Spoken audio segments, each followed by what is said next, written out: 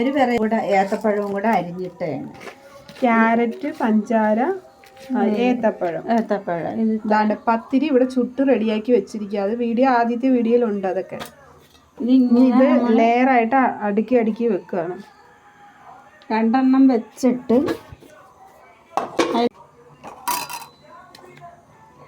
അതിലോട്ട് പാല് നമ്മൾ അടിച്ച് വെച്ചിരിക്കുന്നത്, 2 മുട്ടയും കൂടെ ചേർത്താണ് ഇതിങ്ങനെ അടിച്ച് വെച്ചിരിക്കുന്നത്. എന്നിട്ട് അതിലോട്ട് നമ്മളിത് ഈ ഗ്രേവി ഇടും പോലെ ഇത് ഈ ക്യാരറ്റും പഴവും കൂടെ നമ്മൾ വെക്കും. എന്നിട്ട് അതിൻ്റെ പുറത്ത് വെച്ച് അതിൻ്റെ പുറത്തോട്ട് വെച്ച് അടുക്കി ഇങ്ങനെ പാലൊഴിക്കുക.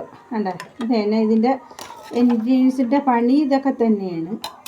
ഇത് നിങ്ങളൊന്ന് ചെയ്ത് സെറ്റായി കേട്ടോ. 4 മണിക്കൊക്കെ നല്ലതാണ് പിള്ളേർക്ക് ഇത് ഉണ്ടാക്കി കൊടുക്കാനൊക്കെ. അപ്പച്ചമ്പി വെച്ച് ഇത് പാൽപ്പത്തിരി ഞങ്ങൾ അങ്ങനെ വേവിച്ച് അടിപൊളിയാക്കി എടുത്ത് കണ്ട.